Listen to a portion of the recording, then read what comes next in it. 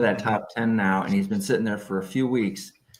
It's kind of surprising to me. We'll see if that actually happens on draft day, but it's steady enough where it doesn't look like a fluke. Is he that much better than Colson Loveland? No, I mean that's a fair question. I mean, I don't think he's that much better. I don't think he's that much better than Loveland. Mm-hmm. Yeah, I know some people that have Loveland ahead of him. So yeah. Mm-hmm. Mine is, and it's really kind of surprising for me to want to say something nice about a Washington State Cougar. But I've been hearing a lot more about Kyle Williams more and more. 4.4 speed at the combine. He's got a quick acceleration, and he's got a little bit of an afterburn that he can turn on. He's gonna be someone that you could probably use as a Z or as in the slot. He's not a big guy, but I keep hearing more and more about him that he's a little bit higher on some people's boards. He's flying up boards, and you're seeing from a couple of people. There was one guy who put it out. I don't remember his name, but I remember Chris Sims put it out, who they both have him in their top 5, which I don't know about that, is very, very surprising. But so, yeah, he's flying up some people's boards, and I'm interested to see where he's going to be drafted. Reed, if you have the consensus on him, that would be great, but I don't know where he's at, but like it'll be interesting to see where he's drafting. If this hype is it real, or is it just manufactured? That manufactured pre-draft hype that happens to some players and stuff, and it doesn't manifest in the draft.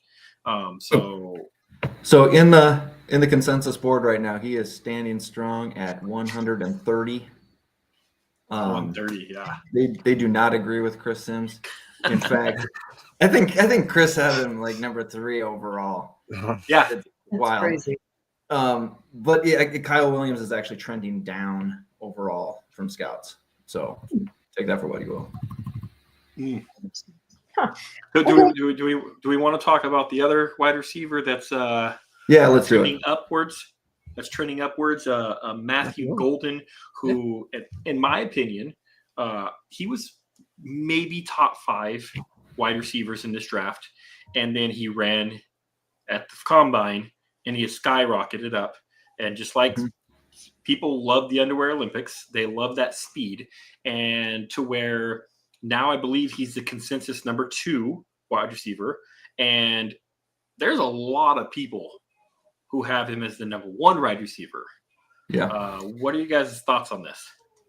Well, first of all, I would like them to run the 40 in pads and possibly put a hurdle like halfway through it and see what these guys really can do. I think we'd have a better idea. Yes, functional speed. Yes. I think that might be good just because we lost Tyler. But I think that might be something because if you watch the tape, he doesn't have that speed in game. And you're like, you watch his pro day. He just had his pro day, and he's explosive off that line. And I was like, man, I don't remember seeing this as much on film as I'm seeing it in obviously his 40 and obviously his pro day. He's super explosive. Now, can he improve? Maybe he just doesn't play at that speed. I don't know. But he has risen up the boards, and like I said, a lot of people are hammering the table for him to be the number 1 wide receiver off the board. I'm hearing people saying that the Cowboys should take him at 12, and I can't quite get there. No, I cannot either. I can't either. That's probably just because there's so much overlap between Texas and the Cowboys. That's a good one. Yeah. Yeah. But you nailed it on the head, Mass, when you said you don't see it on film. It's not there. You use the combine, you use the measured race to verify speed that you see on film, not the other way around. We were all shocked to see him run so quickly. It doesn't make sense because that's not on game film. Every once in a while you see that speed, I guess, but it's not a consistent thing. You didn't go in thinking this guy's going to be the burner. It just, I don't buy it. I've got to see it on the film. And that's the most important because like you can work out like a beast. I mean, speaking as Cowboys fans, how many Zeke workouts did he look great in the offseason on the beach? And then you get to the game and it wasn't there anymore. Yeah. It just wasn't. You can work out and have these amazing, great workouts, but if you can't translate that to the field in the game, it means nothing. It means absolutely nothing that you had a great workout and you look explosive in a workout. I want to see it in game, on the field, in pads, and it just wasn't there. Now, this isn't saying, look, this is not Matthew Golden down. He's still a really good player, and he still has a lot of potential. Absolutely. I think he probably is a first-round draft pick. Like, I have no issues drafting him in the later first round. But this whole, he ran this fast 40, so he's the number one wide receiver, I just don't buy into it. I mean, we've seen that before where guys have jumped up because of their 40. Darius Hayward-Bay, Henry Ruggs, guys who weren't better than the guys behind them, and just because they ran a fast 40. Unfortunately, that happens pretty much every year. Yep. I agree. All right, now we've got the opposite direction. Who's fallen? I mean, the obvious one is Xavier Restrepo. Is it Restrepo? I believe so, yes. Yeah. Ran in his pro day the other day and mixed times. I've seen anywhere from 4.8 to 5.1. Some people said they clocked him at. He has come out and he has said that warming up prior to the 40, he pulled his hamstring, but felt confident enough to go ahead and still run it. And because he said he was consistently running 4.5s beforehand. And so he still tried to run it, obviously got the times that the time range that I mentioned before, 4.8 to 5.1. His draft stock is plummeting because I'm not. And I don't know how many people are buying the story of him tweaking his hamstring right before the 40 and then still running it. Because why would you risk that? That doesn't make any sense to me. But what are your thoughts on that? Well, does his tape show that he should fall? Do you guys think? On tape, it's short area quickness that we see. It's working underneath. It's not apparent. It's not part of his game. It's not a big deal. He's breaking open. He makes quick cuts. He gets separation. There's no way really to go back and verify, in my opinion. No, I agree with that. Yeah, he doesn't use that long speed in the game to really verify, like Reed said. And also, okay, will that matter? Will that affect him? Are you going to get a steal? Because this guy looks like he might fall. Mm-hmm. And from where his position is. So are you possibly getting a steal with him because of that's not really his game and he's getting hurt by something that really is not part of his game? Mm-hmm. I have to believe that something happened unexpectedly, because there's no world that I see a guy going out and running anything like that if he thinks that's a possibility. No time is better than that time. Nobody would have guessed that. Now, it's on the record. If what he said is true, he's an idiot. That's why you don't just man up and run it like the scouts want you to. You have to make business decisions, and you go, it doesn't quite feel right. I'm not going to put this down as my official time. I'm not going to do anything. I'm going to stand by. Now, I think the only thing that can salvage him is to make another run right before the draft. Yeah, because he has to put this thing to bed. Yeah. Maybe he had a buddy that was being a little bit too nice for him and he was practicing. He's like, oh yeah, that was a 4.5. You're good. You're good. Because you're right. Like, why would you do that? Why? Right. Why? Yeah, it didn't make sense. So, what about you guys? You guys got some fallers? Well, I was talking about James Pierce. He was a riser and then a faller. Yes. And it seems to be that it's all come out about his personality, his likability. He was at number 11, and he was considered edge 2 for quite a while.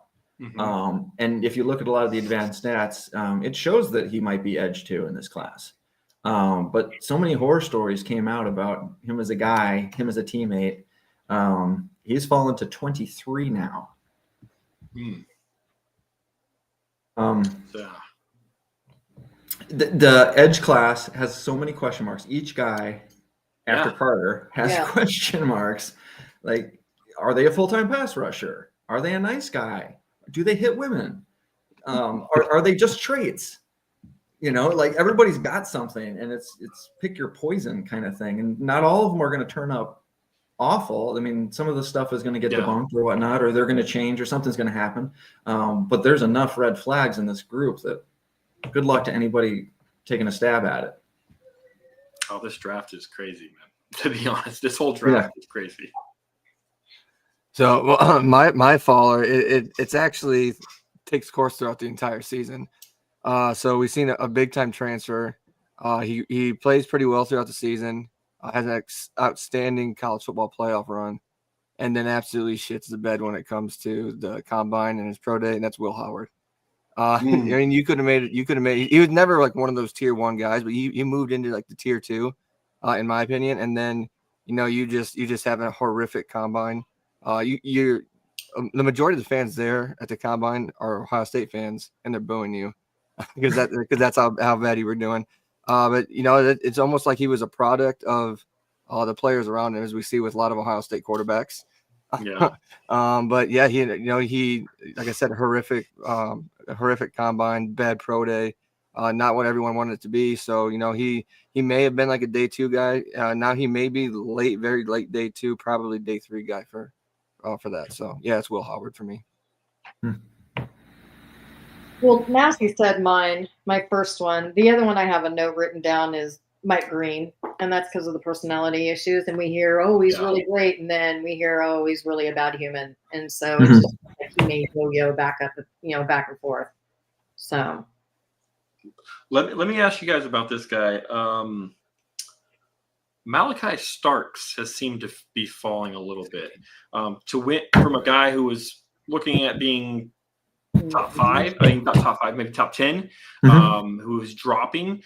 He didn't have the best combine. I understand that he didn't have the best combine, but do you think that's the main reason why? Is there something else that's going on that I don't see on why he's dropping? Because he's dropping, and I think he's a really good player. And I'm seeing people not even have him as safety number 1 anymore.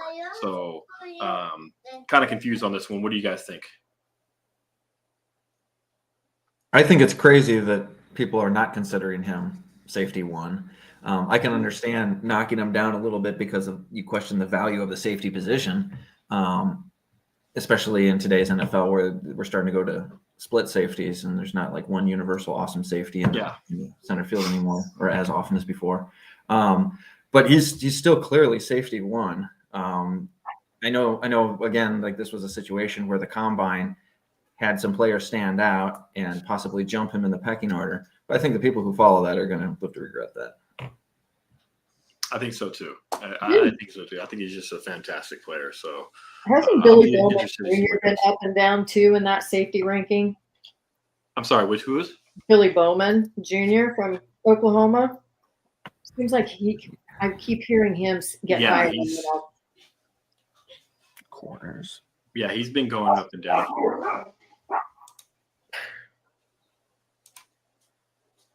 Yeah, he peaked at 78, and right now he's at 115. No.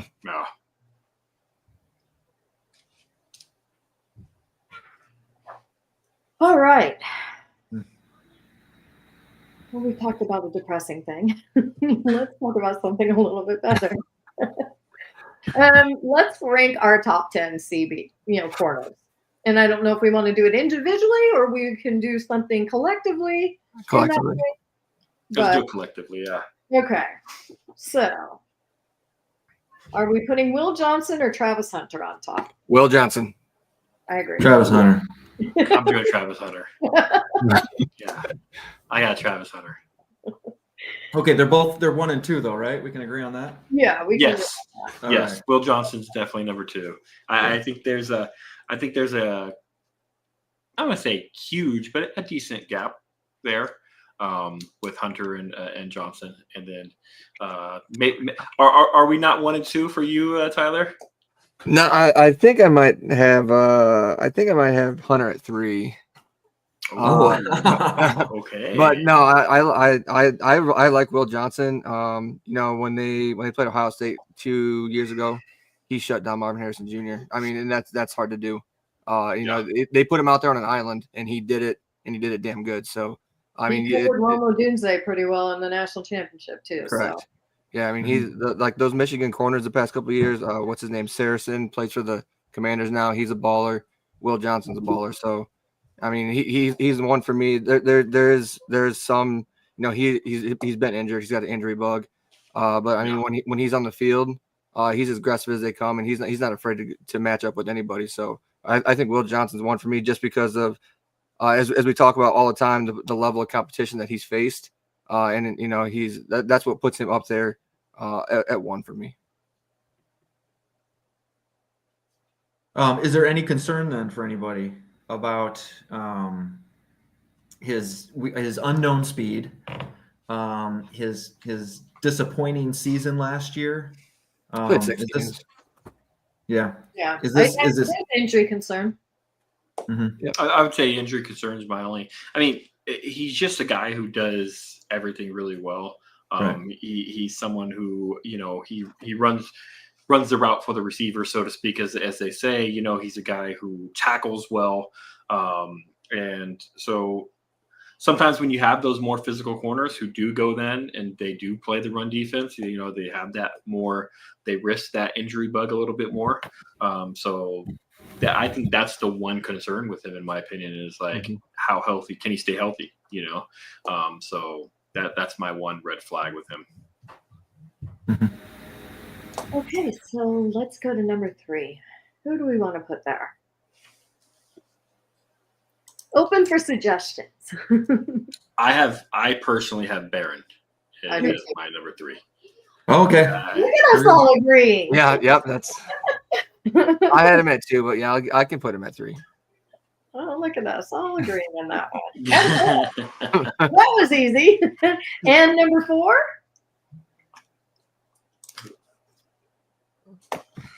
I think we're gonna have a little bit of disagreement, or maybe not. Yeah, Paul Harrison. Yeah, we're gonna have a lot of disagreement then. Yeah. Harrison, yeah, he's. Yeah. I would say Benjamin Morrison is 4 for me. Notre Dame. Yeah. Good corner. I have him at 5. Well, I have to admit, I always build my board based on consensus because I'm a consensus guy. Yeah. So this is following consensus here. So it's Harrison, and then Ravel, and then Thomas from FSU, and then Morrison. Now I had Ravel. Okay, you had Ravel next up. Okay. I had Ravel as well. Okay.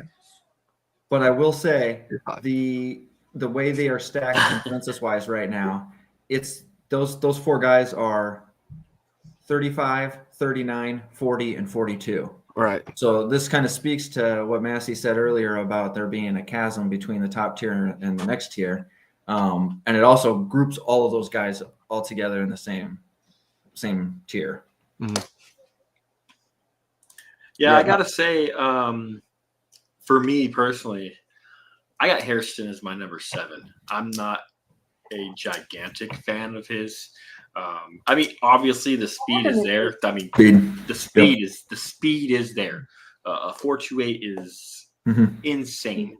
I'm just worried about him holding up against some bigger NFL wide receivers. He's very slight, and I'm worried about his size, you know, and his tackling. So those are my concerns. The speed, I get the speed. We love speed. And you want your cornerbacks to be able to run with some of these fast receivers out there. He has good ball skills. That's one of the big things about him is he can go get that ball. I'm just worried about his frame, his size, and you know how he's going to hold up against some of these bigger receivers. Yeah, 5'11", 185 is rough. Yeah. For sure. Okay, so are we at 5 or at 6? I think we're at 5. Okay. Right. That's where I have Thomas. Okay. I love Thomas. Yeah. Yeah. Yeah. Talk to me about Thomas. I love Thomas. Thomas, I mean, you got a guy with good size. He's 6'2", 198, so he's got a good size. He is a competitive. He's really competitive at the catch point, so he goes after the ball as well. Not Willing the tackler. best in, huh? He's a willing tackler. Willing tackler. Oh, you got that size, and Yeah. and he's a willing tackler. Something that I really like. He doesn't have the best transitions, but I mean they're still pretty good. The only thing is he's a willing tackler, but he does miss some tackles. He's had a kind of a high rate missed tackle rate. But other than that, I really like him as a big, strong guy who can be physical with these wide receivers. Yeah. Something I looked up on him. He allowed 94 receiving yards last season, all year. Oh wow, All right. that's impressive. That's pretty. That is impressive. One of the weaknesses people always say about corners is like they're overly handsy, but to a lot of the times you can get inside these wide receivers' heads because they're such divas about being touched. There's obviously the receivers that doesn't work for, like AJ Brown. He's really not like that. DK Metcalf, George Pickens. They're looking for that kind of fight. But a lot of them, they get little hands on them.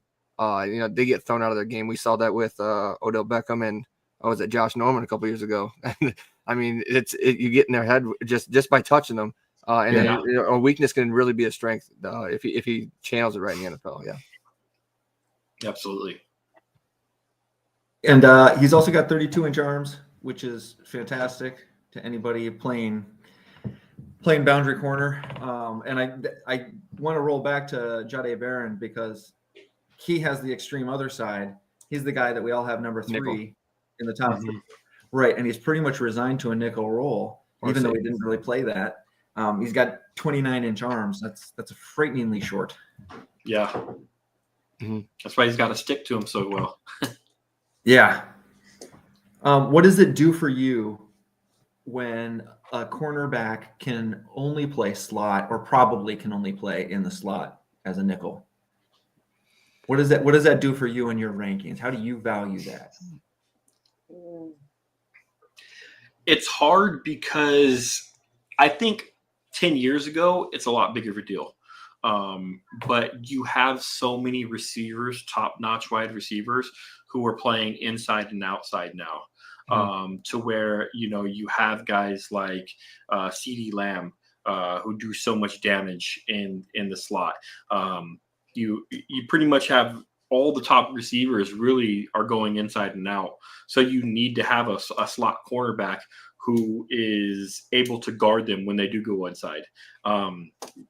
So when you usually mainly had back in the day, you mainly had your X wide receiver, and that was the main guy. It wasn't as big of a deal to really get that slot cornerback. I think it's more important nowadays to get that slot cornerback. And if you got one that's extremely talented, like a Barron, I think it can hurt his stock a little bit, but it's not going to be so much as on the other side of the ball. In my opinion, a slot only wide receiver is a lot worse than a slot only cornerback. Mm-hmm. So, could you guys see Barron playing safety? Yeah. At all? Oh, he could absolutely. Yeah. Mm-hmm. So that's versatility helping him out. Yeah, for the slot corner, or your nickel corner. I mean, like Master just said, a lot of the times he might be covering that X receiver, that number 1 receiver, but usually like that slot corner, his football IQ is so high. You look at like a Jordan Lewis, and then Barron in Texas, he was a baller. You don't win I don't remember what that award is for the best DB in the country. With all the DBs in the country that are there, it speaks for itself, especially with his physical traits being down. He has it here. to compensate for what he may lack physically. Mm-hmm. All right. Who do we want to put in next? Suggestions? This is where I got Morrison. Okay. Benjamin Morrison. Yeah, so do I. Okay. Well, yeah, I like Benjamin Morrison quite a bit. I'm a Notre Dame fan, so it broke my heart when he got hurt, and a significant hip injury. I'm sure everybody's heard about this and been tracking this. He was trending like he was going to be an easy first rounder, and technically sound. Again, he locked down some of the best wide receivers in the country a year prior, so he's got the skins on the wall. He's been cleared medically, in case anybody's been tracking that. So he should be good to go. It's just an injury that everybody has to kind of keep in mind going forward because it's abnormal. It's not like somebody's ACL or something like that. We know how to deal with that. We know what the expectations are with that. This is kind of the hip thing being a weird thing. Yeah, my weakness for him is durability and size. Mm-hmm. Other than that, I mean, like you run said, defending where you could. He's sticky in coverage, 9 interceptions, 18 pass defended in 32 games. I mean, that's like you said, he's got skins on the wall. So, I mean, yeah, speaks for itself. A 44.1 passer rating when targeted. Yep. Wow. Yeah, I love his pass coverage ability, but like I said, the durability, the run defending is not a strength of his. So that kind of concerns me as well. Mm-hmm. So he's been very steady on the consensus board at 42, which puts him near the top of the second. That's a good value. I love that value. Yeah, absolutely. I mean, I kind of think of his issues as I would think of somebody like with a degenerative knee issue, where they're cleared to play now, but you don't know how long their career is going to be. That's always in the back of your head. It's kind of a question. It's a concern for contract number 2. And if you can get solid play out of contract number 1, he's probably worth it if it's a second round pick and if he plays as well as he's projected to play. Mm-hmm. Yeah, I have him further down because of that durability and injury issues. If he didn't get injured and he was full go and everything like that, yeah, I'd probably have him a lot higher than I do. Absolutely. Okay. Suggestions for, is that 6 that we're on to? No, 7, right? Sure. I wasn't tracking, sorry. Yeah. No, I think we got 1, 2, 3, 4, 5. Oh, that might have been 6. Okay. Nope, 7. So we're at 8. We're on 8. Okay. Trades. Ravel? I thought, did we put him in at 4? I thought, was he I think not? we did put him in at 4. Yeah, they put him in at 4. Okay. Yeah. I was going to say maybe Trey Amos. I have Trey Amos or Denzel Burke by each other. I'm not sure which one I want to put in what slot, but I have those two like right in that same area. Mm-hmm. Okay. What do you guys think? I have Burke a little farther down, so if you guys want to put him, that's fine. But if you, I've got Amos now. Yeah, I got Amos. Amos. Yep. Okay. Yep, number 41 on the consensus board. Excellent ball skills, great in press, a good all-around player, 6'1", 31-inch arms, a 4.4 40. I mean, a good all-around player. He's going to be scheme versatile. He's not going to chase many teams off in the draft, right? Yeah, no, I agree. I like him. He's a good player. Okay, number 8.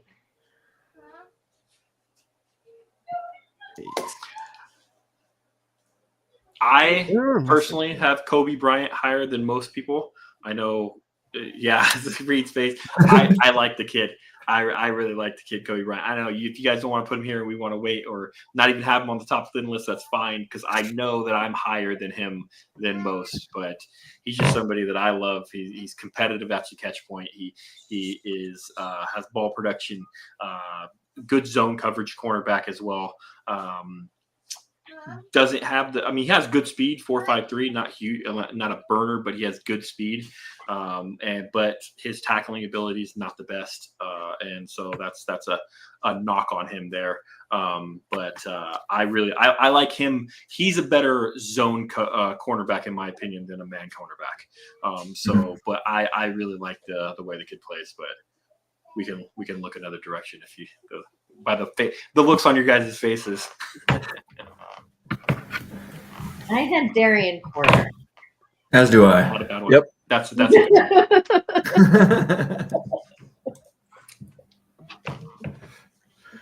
Haters. Sorry, Matt. So Porter being the gigantic specimen who's Right. probably Huge going to arms. be, what 33-inch arms. He's 6'3". He set like the 200 and 400 record in track in high school. I mean, the guy's they hating on my guy, man. Well, No. He may be talking about Porter. Porter's pretty skinny at 6'4", 185 or something like that. yeah, and Receiver turned cornerback. Right. Yeah. Right. yeah, he's inexperienced. He's going to be pretty much resigned to a team who plays, a ton of cover 3. He's 25 years old. That's gonna scare some teams away as well. Yeah.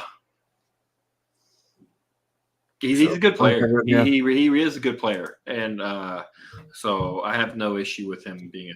But a theme of me grading people lower is usually like he's really bad at tackling. Yes. Really, really bad at tackling. So that was my major red flag on him is that. But hey, some people can get away with it. Dion was a terrible tackler. Trayvon Diggs is the best tackler. So some people can get away with it, but we'll have to see about Porter. But you would think with his size, like he'd be a better tackler, but he just doesn't have it. Right. Okay. And who do we have last that we want to put in here? Denzel Burke. I've got Denzel Jacob Burke. Parrish. Ooh. Okay. Tell us. Do that. Tyler, tell us about Denzel Burke. Then Reed will tell us about Parrish, and we'll go. We'll convince us. Me and Cam will vote. Yeah, Denzel Burke. He had a down year this year. Specifically that Oregon game. He was toasting McToast. I think he had like 161 yards against him, but then you didn't hear his name the rest of the year, which is a good thing for a cornerback. But watching him for as long as I have at Ohio State, it's he plays. He's pretty good instincts. He can play slot and he can play outside as we've seen. But I actually think he's a better slot corner. He has good. He's a good IQ, and he had to do that a couple of times. And I just think they fixed his issue that he had that entire defense had in that first Oregon game. And he can be the guy that can lock down your 1 or 2. But he's not going to be like he's not your Will Johnson. He will get beat. He does get very handsy. His technique is flawed quite a bit. But yeah, that's what puts him at number 10 for me. And just the level of competition that he's played, and like in the CFP going up against those Texas wide receivers, they did a pretty good job of shutting him down. So, yep. That's a good argument. Let's hear about Parrish. Let me give you the bad news first. He's a little guy. All right. He's 5'10", 190, 191. 5'10", 191. But that is the end of the bad part. Like he's a phenomenal player. For being a little guy, I don't even need to preface it with for being a little guy. He is tough. He will tackle. He hand fights constantly against receivers. He doesn't get called for it a lot because he can do it somewhat under control where he's jockeying for positions. He's a press man. Again, he's a little guy, but he's a press man. He can recover and stick with the receiver throughout the route. He plays predominantly outside. He's not an inside guy that you're trying to force into other roles. He can move, he can travel, all sorts of different body types. He can track the ball, and what am I missing? Oh, and he plays special teams as well. He's a special teams contributor. So he's the kind of guy who you can find extra work for in any situation. Love his tough demeanor. Love everything about him except for his size. His size is a problem. Oh, but he's lightning fast as well. Yeah, he is very fast. This is a hard one because I like both of them, and both of them are very good in run support. I personally have I would have Marshall Jr. from Florida above if he was better in run support. But he's I'm sorry, what was that? I said I would have had Marshall Jr. above them if he was better in run support. He's not. He's really bad in it. That's why I had him down lower. Yeah, I personally would do Denzel Burke. I had him ranked a little bit higher. I like this. I mean, they're very close. They're very good, good guys. And so I like their ability to play run support. I think they're both pretty good in zone coverage as well. Like as Reed said, Parrish, can play that press man corner. So it is close. But I did have Burke slightly ahead. Cam, what do you think? Well, I already had Burke way up higher, so what am I going to say? Oh, yeah. All right, so Reed, you made a great argument, but sorry. we had our minds made up already. Sorry. But we're gonna look at Parrish more. I did have my notes. I didn't read it though. But Denzel Burke in 2023 had a 19.1% catch rate. So nice. Well, he's got great. I mean, he's got great experience.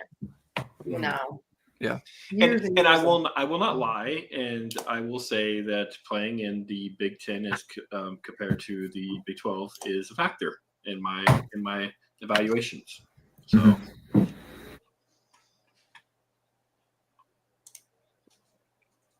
Wow. So we might have done 11 or 12 of them, something like that. Okay. So who may be the best value out of any of those that we just ranked that you think that you could get on? Of the ones we ranked, who's the best value? Based on you guys, it's Kobe Bryant. So yeah. Oh man, I like Thomas from FSU. Yeah, his current consensus spot is 40, and I think that's insane. I think he's a bottom of the first round kind of guy. If he gets to the second round, I'll be surprised. Yeah, he's my guy. I think he can fit a number of different schemes. I think coaches are going to love coaching him. I mean, we already talked about him, but yeah, I think he's a phenomenal prospect. Yeah. I'd probably agree with Thomas. I like Thomas. Yeah. So we're looking at worst value though. Yeah. Who would be your worst value on that? Oh, I think Hairston. And the reason I'm going to say Hairston is because I think he's going to be overdrafted based on his 40 time. Speed. Old white guys love speed. The Raiders, man. The Raiders. Don't be surprised if the Raiders' first round pick is Maxwell. No, they can't. No, don't even put that out there. Sorry. Well, we never know with them, okay? It's going to be empty because who is that? They picked running backs. Couple years ago, almost 10 years ago now, not even like maybe 2018, 2019, they picked Cleveland Farrell, number 4 overall. You never know with the Raiders, okay? Yeah. But Pete loves himself some running backs, so Pete does. I think it's Genty. I Yeah. really do. Trying to rebuild that. Trying to get that Marshawn Lynch of beast mode of guy with insane breaking tackles and balance ability. So yeah, that wouldn't surprise me at all if Genty's the pick there. At all. Okay, now let's do our top wide receivers. All right. Let me just pass back the first one. We all know. Well, what? Let me ask. Wow. Does anybody have Travis Hunter graded as a wide receiver in this draft? No. Okay, I want to throw this out there. Reports early on from the guys in the know, like Mel Kiper and Daniel Jeremiah and all those guys, when the NFL Combine started going down, they started asking different teams, the scouting departments, how do you view Travis Hunter? And the ones that said they also view him as a receiver all put him, every one of them at that point, put him at wide receiver 1 in the class. Wow. Now, say what you want about those big media guys about their scouting. You know, I think they're kind of coasting on their old reputations. I think the younger guys are much better scouts nowadays. But those old guys do have the connections to other teams. And I think this helps with a disconnect between online scouting, media scouting, fan bases, and actual teams.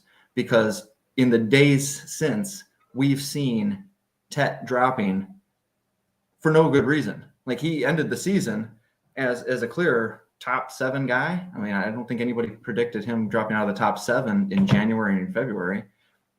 Since the combine, we saw him starting to drop down, and now those old heads that know people are putting him in the 20s. So is this a matter of they are finally taking the temperature of the teams and the scouting departments on the teams and learning that they all have Hunter as wide receiver 1, and Tet might not be as loved as all the rest of us love? With all that said, Tet's my number 1. even if Travis Hunter came out and was like, hey, I'm only playing wide receiver, like I'm not doing cornerback, I'm only doing wide receiver, I'd still have Tet above him. Like, I would. I think that the combination of his size, his arm length, his catch radius, his short area quickness is just insane. So I would have him number 1 no matter, and he's got amazing hands. Like, he's amazing hands. So that alone, and I there is that rumor out there that this guy cannot separate, and I don't know what it's based on, because it's not based on film. Right. It's not based on analytics, because he has a similar separation rate as the top other wide receivers. Even a guy like Egbuka, who everybody loves for his route running and his separation ability, doesn't have that much of a higher separation rate than Tet. So, like, I don't know where this narrative has come from, but it's false. It's not true. Yes, he doesn't have blazing 4.3 speed that's going to get down, just blow the top off of defense every time, but he can separate because he's a very good route runner, and he has very good route short area quickness, as I mentioned, and his catch radius. Because of his length and his catch radius, he's open a lot quicker in a lot smaller area than other people are. Because he doesn't have to get as much separation for his arms to be out there to have more separation. So that's something you have to factor in. You have to evaluate. So yeah, he's my number 1. I honestly think that if he hadn't made the choice to stay at Arizona and stay with Fafita, and, losing his coach, we took him, but losing his coach and everything like that, if he had gone into the transfer portal and gone into a very strong offensive team, I don't think we would even come close to having this conversation as to who's wide receiver 1 at all. I don't know. Yeah, he would put up crazy numbers. Yeah. Yeah. Mhm. Because that Arizona offense was nothing like it was the year before. And also you have to take into factor, and this is why just looking at stats and just looking at analytics is not the best way to do it. You have to look at film. You have to watch the tape. There were so many times where he still had a good separation rate percentage, but there were so many times when Fafita was running around scrambling and Tet's not open. Nobody's open. And Fafita just was like, I'm throwing it to Tet. Like, he's going to catch it. So he's getting knocked on those plays where his separation isn't that great, but he's still getting the ball targeted to him because Fafita's like, hey, Tet's got a better chance than anybody else to catch this ball. So I think, I don't know, from most people I see who actually watch the tape, watch the film, Tet's their number one. Yeah. Or teammates, whatever you want to call them, but Tet's easier. So Keep helping show fun. Okay, so now who do we have at 2? This is where it's hard for me because my rankings change for wide receivers depending on what team is drafting. Mm-hmm. Because I think that certain players don't fit well with certain teams. But if we're just doing in general, then my number 2 would be Burden. Gentlemen, what do you got to say? My number 2 is Hunter, because I am counting because his value, I think, as a prospect is I would have Hunter too if I'm counting him. Yes, right. But we'll move past that. What about you, Tyler? I have Golden as 2. 2A and 2B would be Ibuka. I mean, they're right there, right with each other. Dependent, like Matt said, whoever's drafting, that's what it is. As a Cowboys fan, if I'm drafting for the Cowboys, Golden's my number 2. Mm-hmm. Yeah, me too. As a Cowboys fan, number 2. I have him at 2. But Ibuka is right there as well. Burden drops for me for the Cowboys. That's Ibuka for me. Yeah. The benefits of Ibuka is obviously his route running. He's a good route runner. He's essentially a concession that you are drafting a wide receiver number 2 for your team. He's not going to be the guy that leads your team. So you're just accepting that there's a high floor in this guy and a low ceiling, and he's going to come in and he's going to do the dirty work. Great blocker. And speaking of which, he's a great blocker.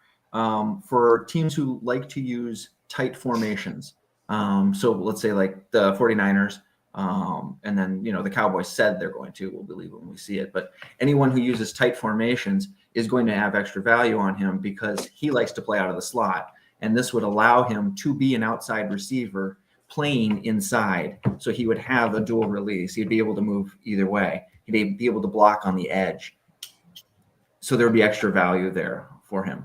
If it's a spread team, he would just pretty much have to be resigned to slot and maybe Z roll from time to time.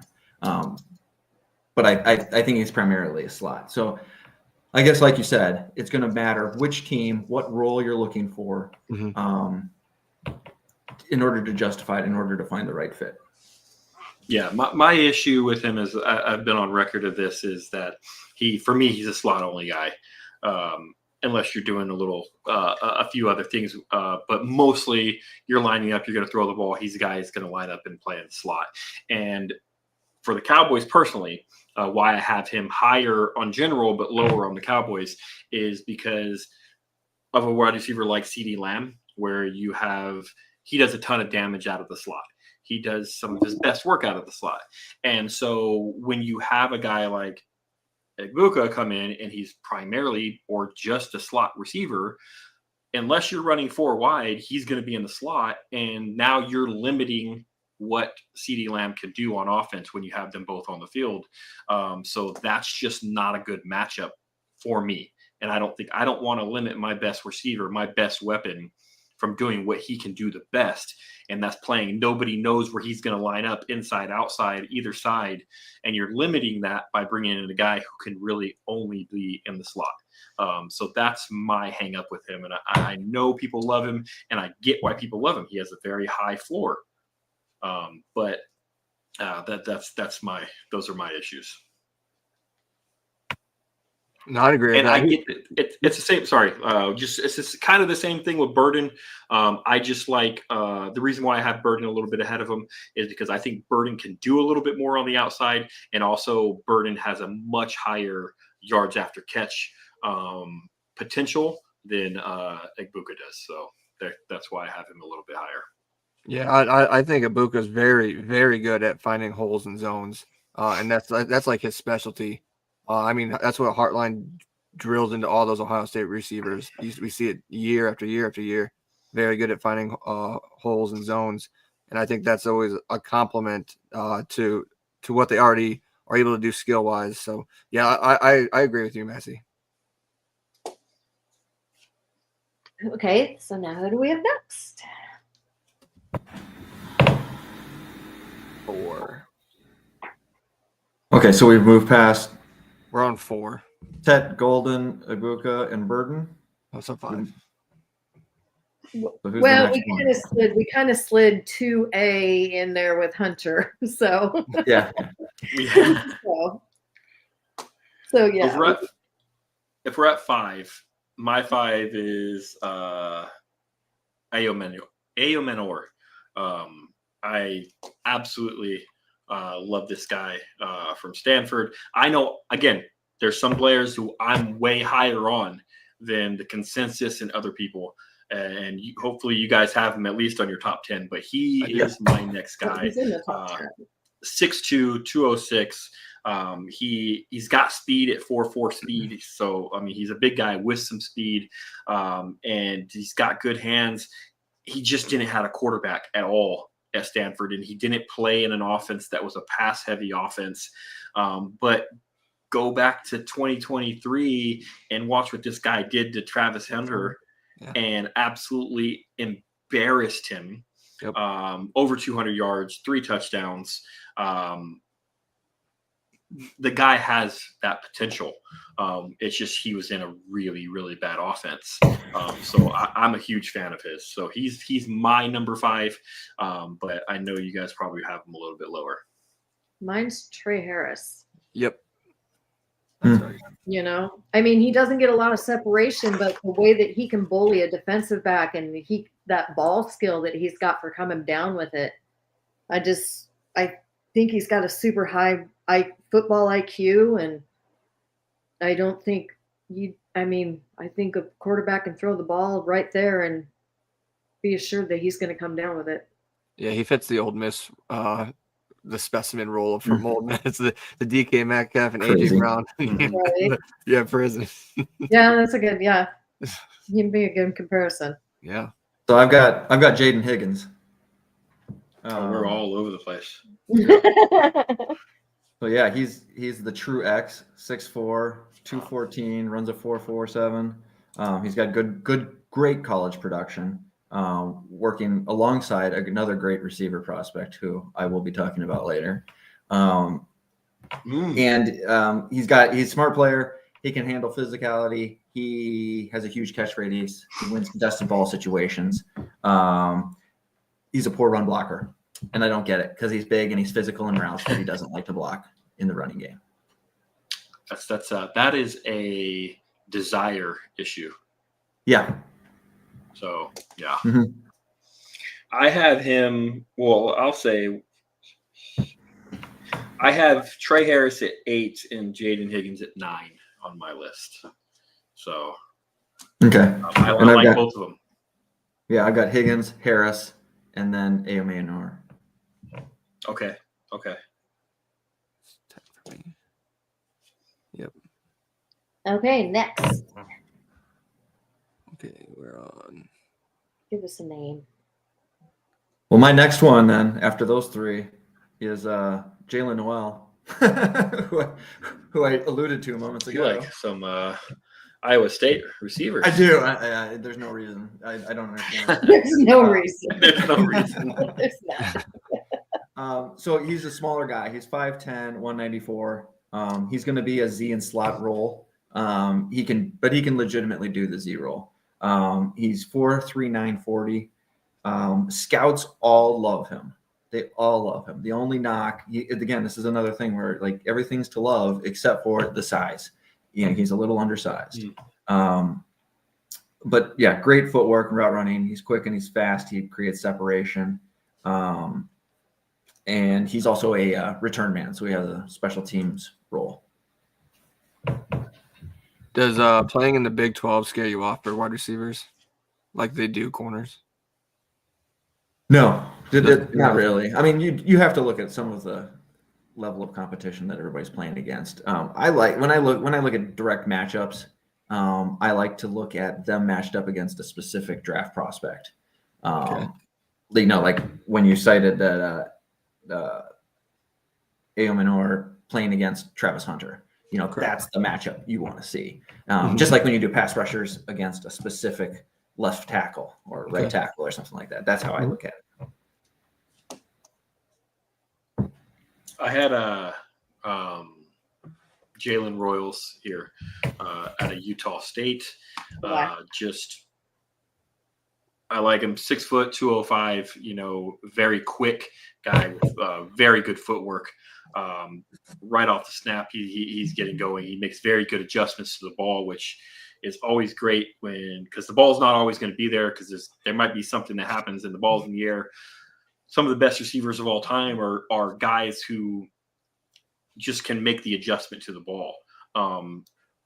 Some guys that really stand out to me over the years are like an Antonio Brown and Tyreek Hill, who the ball's not always there, but they're adjusting to it in air and they're going and getting it.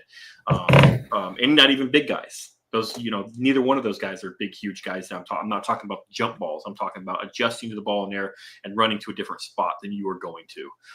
He has that ability. And he's also has really good balance and can get some yak for you, some yards after contact. So I'm a big, big fan of Royals.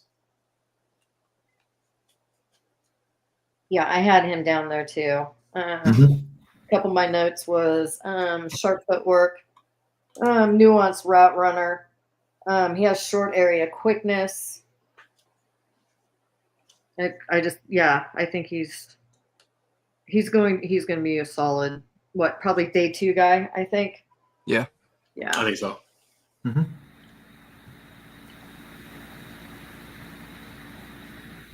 Did you have someone else there, Tyler?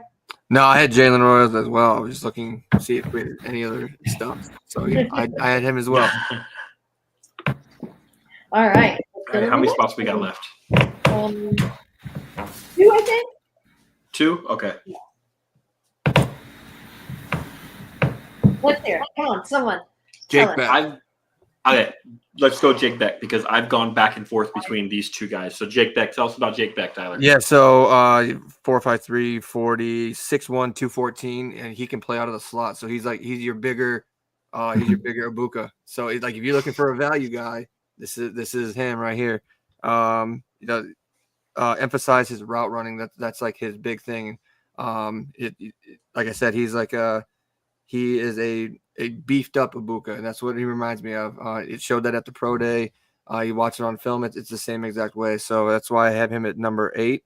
Very reliable pass catcher. Kind of reminds me of like a Puka Nacua, Cooper Kupp hybrid kind of thing. So that's what he reminds me of. That's a good one. I like him. I think he's just gritty, and just is one of those guys who is just going to keep fighting. And putting up production, even though you're kind of like, man, this guy's not a blazer.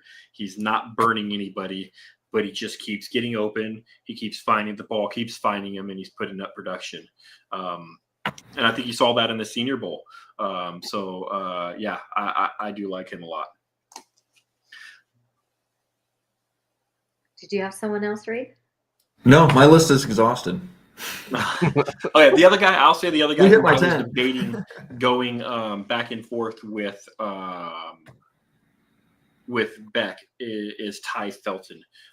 Is wide receiver from Maryland, 6'1", 183. More slender guy, but man, speed, 4.37 speed, and he tracks the ball downfield very, very well.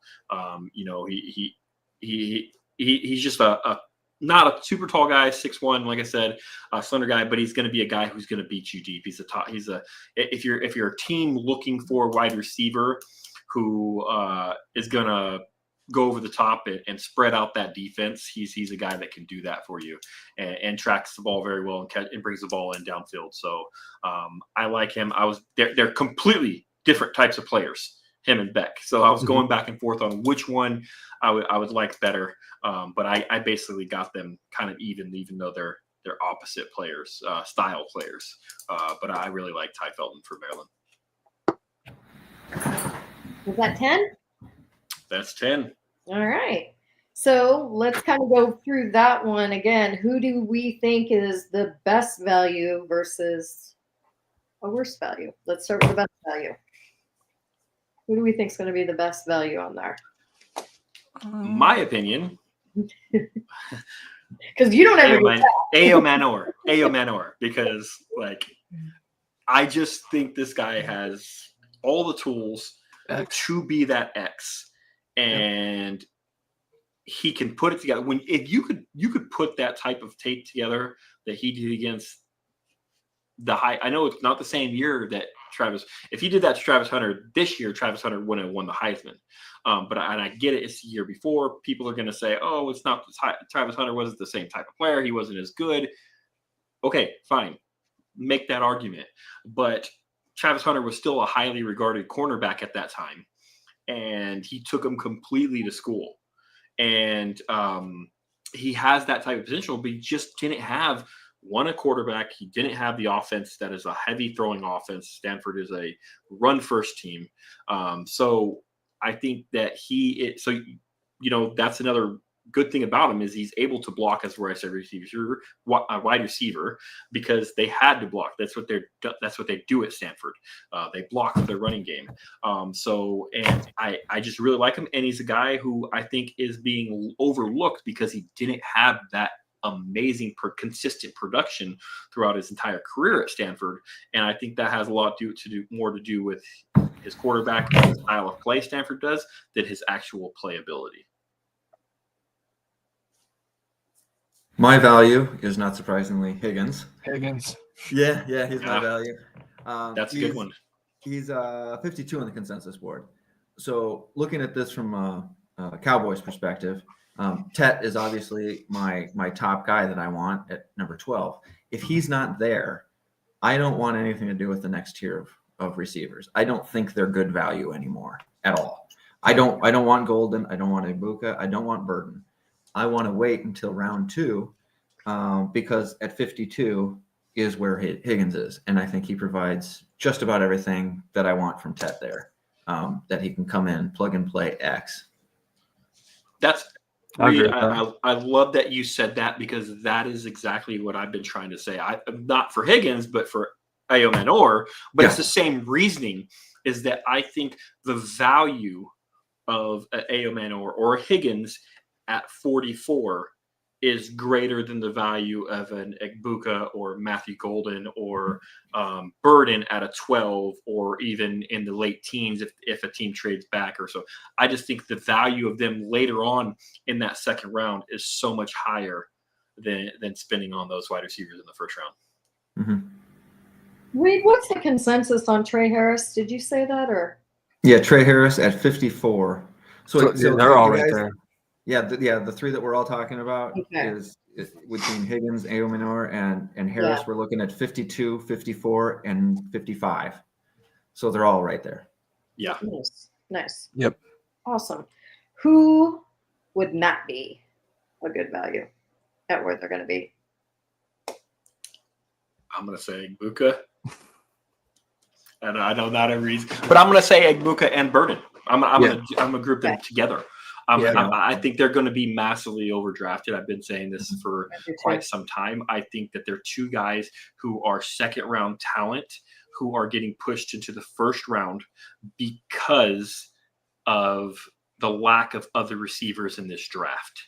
And just like quarterbacks get pushed up when there's not good quarterback, like high-rated quarterbacks in the draft, every position is going to get pushed up, when there's not a lot of depth at that position or high-ranking top talent in that position. So Egbuka, Burden, I wouldn't mind either one of those guys in the second round. But they're going to be drafted in the teens probably, and I think that's just too high of a value for them. Yeah, I agree with that one. Yep. Alrighty. Well, I think we got through our list here. You guys, anything else you want to add for the evening? Did we talk about someone that you really wanted to, or we didn't talk about somebody you really wanted to talk about? Did you have somebody there, Tyler? You're looking. No. Just like out of pure slot receivers, it's Egbuka, Burden, and Beck. Those are like your three, like the three that we talked about. Those are your pure slot receivers. Your X receivers are Tet, Harris, Higgins, and sorry if I mispronounced that, Ao Minor. So like you said, the 52, 54, 55. Those are your value guys that we're looking at with our Cowboys glasses for the consensus pick. And then the Z receivers, I got Golden, Bond, and Royals for my Z receivers in this draft. Yeah, that sounds good. Oh, I guess I do just before we go. Burden has seen a lot of stock changes lately through this process. He was getting mocked up by top 10, top 15 for quite a while. And now all of a sudden he's been dropping down quite a bit out of the first round, even sometimes. There were some rumors. I don't know how true they are, but there were rumors that he wasn't a hard worker, that he was just kind of showing up and performing on game day.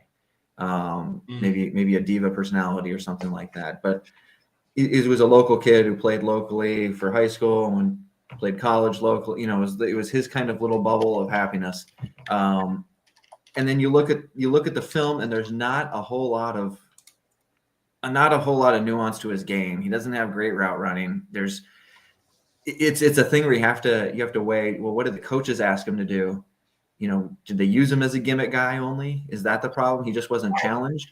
Or was he used in that role because he wasn't able to get out and run these routes deep downfield and do things that you want to see from a prospect? It's really hard to tell. So when the film and these rumors kind of match up, it is a cause for concern. Is this a guy who's not going to be able to take it to the next level? Because every draft, we get this amazing physical talent like Burden with the ball in their hands who can just kill. And we see these prospects bust because they can't find a way to get the ball in the NFL. You can't just toss the ball to them and watch them go. You have to actually get open downfield. You have to learn the craft. Did the Cowboys have one of those guys? Tolbert, wasn't he like a complete natural talent that? I would put him differently. He was like a two-trick pony. He ran a little bit of a route tree downfield. He was a deep ball guy. Yeah. Gotcha. He wasn't a pitch it and let him go. It seems like everybody is chasing Deebo Samuel. They're trying to find the next guy, and it's proving very impossible. And I think that's kind of what Burden was billed as. I think your better chance of finding the Deebo Samuel in this draft would be one of the tier 2 running backs, to be honest with you. Oh, yes. Excellent. Tier 2 running backs are probably a better value than Burden at this point. I'm not going to say they'd be better than Egbuka, but if you're looking at adding that kind of player, one of the tier 2 running backs, a Hampton, a Henderson, those guys that can, catch, they can block, they can do all the dirty work, and they all got speed. So, I mean, that's be something I would look at. Mm-hmm. Yeah, Burden was an interesting case because he came into this year as the guy. Like, hey, this is the guy who's going to be special. Like, people are talking about a potential Heisman season, and man, did he disappoint. Like, big time. Now, could it be his team and his quarterback? Yeah, sure. Mm-hmm. Like, there could have been a lot of things. But I think there might be something to the lack of effort because it didn't seem like he was pushing it as hard. And we'll have to see. You're right though. Like this is the guy who has been billed as like that next Deebo Samuel, that guy who catches it and his yards after contact, his ability to balance and break tackles, and have that strong lower body is. Hey, this is that similar mold of a Deebo Samuel, and people are looking for that. And I got a lot of concerns on him. Why I'm not as high on him, but a lot of the stuff with the how much can he play outside? He spent the majority of his college career in the slot position, so it's definitely and his route running is not great. Right. So it's definitely a concern. He has some red flags there. So can he handle press coverage? That's a question. What's his size? I don't have his size. What's his size? He's 6 foot 205, so he's a little smaller, stocky guy. Kind of like that Deebo Samuel. Mm-hmm. Yeah, I guess I don't know how much Deebo weighs because he looks like he'd be like 225 or something like that. Ooh. Yeah, Debo's bigger, but Yeah. but I think Burden Deebo is look- bigger. Yeah.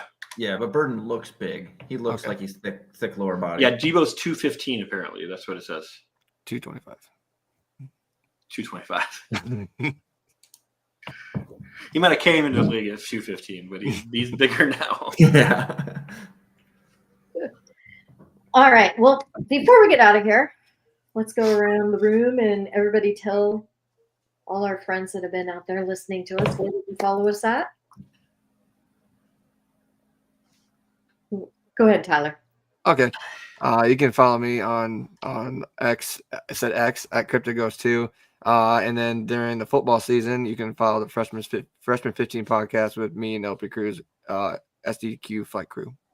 And follow him on Instagram for some really great recipes. Yeah. Oh, yeah. Yeah. Some good Mhm. cooking Good competition. food. The cooking competitions are excellent. Right. They Yeah. are. They really are.